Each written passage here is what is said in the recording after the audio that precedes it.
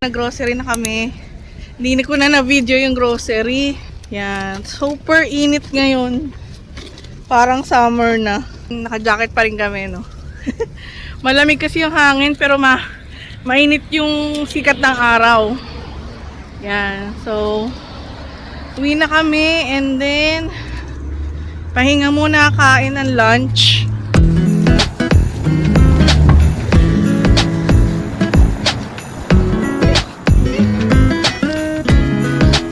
Araw. Sikat na sikat. Sikat na sikat ang araw.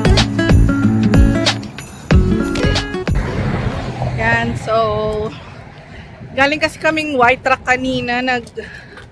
Nagpunta kami doon, naglinis kami ng bahay nung isa sa mga client ko, no. Sinama ko si Ricky kasi wala siyang pasok ngayon.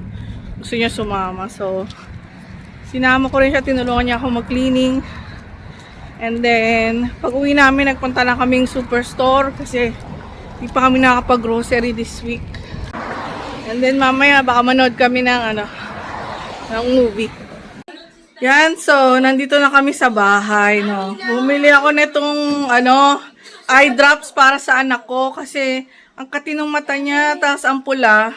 Since yesterday pa, tapos papatakan ko yung mata niya kasi super pula. Sige guys, lalagyan ko lang nito. So, ito guys, yung siya, 20 pieces yung laman nito. Ayan, ganyan siya, mga ganyan. So, isa lang kukunin ko, papatak ko sa mata niya. Hopefully, gumaling na yung mata niya. Mawala na yung pangangati at saka pamumula. Yan. Ito pang 3 plus to 3 plus years old. Yan, pang kids. Yan, para siya sa immediate comfort, relieves dry, itchy, watery, blurry red eyes, protects and soothes and hydrates.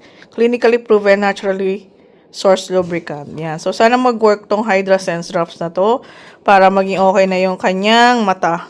Yan. Sige guys, later ulit. So, now, eto na yung pinamili namin. Kami, $104. Doon sa pinamili namin kanina sa Superstore. So, hindi siya, konti lang siya eh. So, ano ba yung mga pinamili namin? Wait lang, move ko lang itong kalat namin. Yan, $104.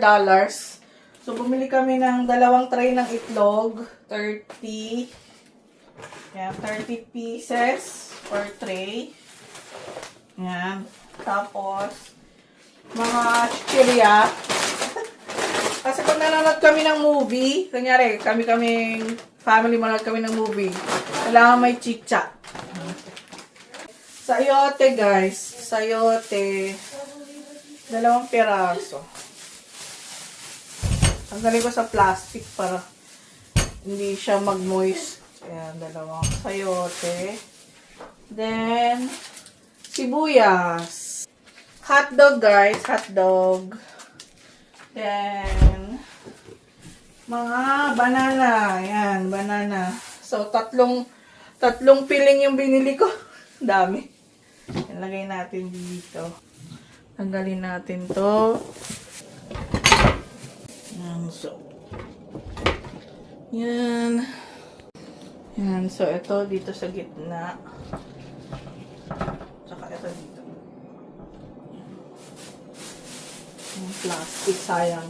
Inipon namin yung plastic pag kailangan. Then, ham. Bumili kami ng ham. Naka-reduced siya, naka-sale. So, $9 to, $9.99, $5.99 na lang siya. Ayan. Mabilis naman itong maubos, kaya walang problema.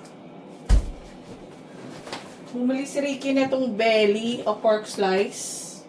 Tapos, dalawa yung binili niya.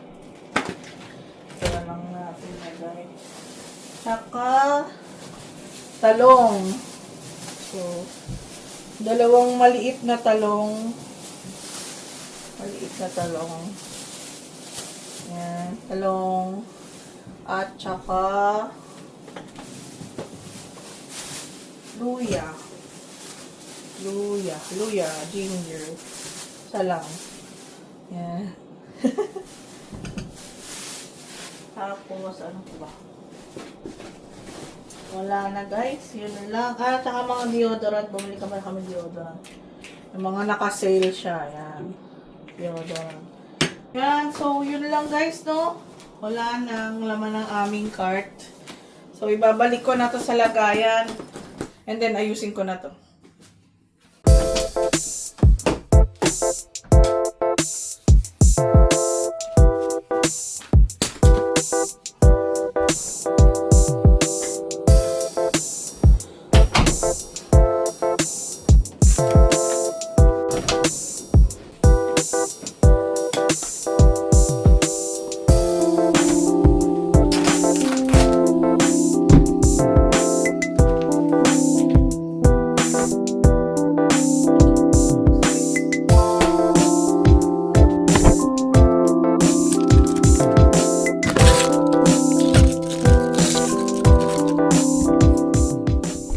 Wala nang space dito sa isa naming freezer, kaya sa chest freezer ko na nilagay yung hotdog tsaka ham. Dito ko nilalagay. Meron kami dito lagay ng mga fruits at vegetables. So, dyan siya. Sayote. Doon din. Danin natin to. Yan, dyan. Yan. Reorganize, no? Yan. Dito. Yan. Tapos itong onion. Diyan. Lalagay ko yan dyan. Later, garlic. Yan. Ito ulam namin mamaya. Marinated na bangus. Yan. Deodorant sa taas. Iakyat ko yan sa taas. Ayan, naglaglag! Akyat ko to sa taas. Yeah. Tara, let's go. Lagay ko to sa taas. Yan. So, dito siya nakalagay.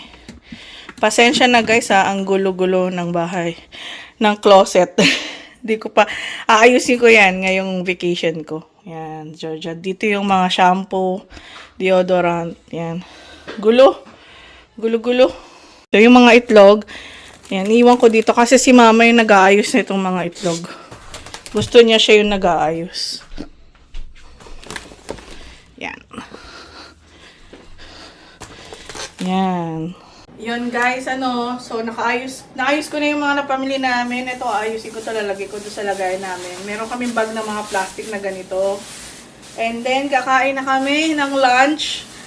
2:00, 2:00 na ng hapon, lunch pa rin namin. Hindi ko pa rin nakakakain.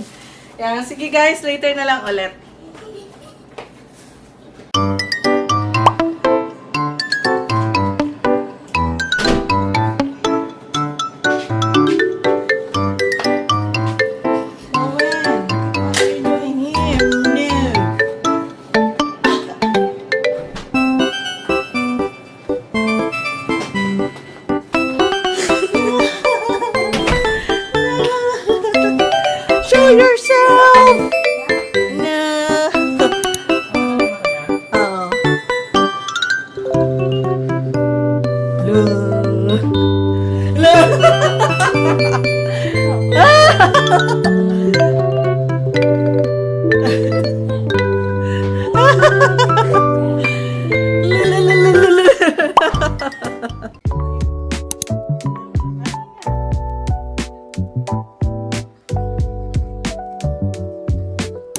We love to watch K-dramas and movies sometimes.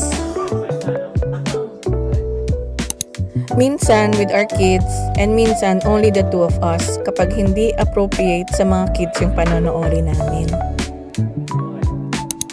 This is one of our family bonding.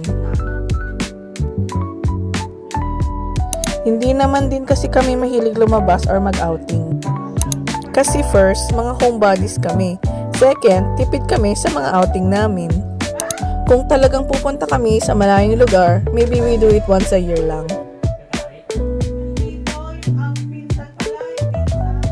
At talagang matinding pagpaplano ang ginagawa namin bago ang mga trip na yon. Kasi kailangan ding pag-ipunan ang mga outing na yon. Kaya we make sure na we have enough funds to spend on that trip. So we can fully enjoy the trip and not worry about anything. 'Di ba? Mas okay 'yun. Paano guys? If nagustuhan niyo po ang video na ito, please po pa-like, comment, share, and subscribe to our channel, Rick and She. Thank you guys for watching and see you again next time. Bye-bye po. God bless.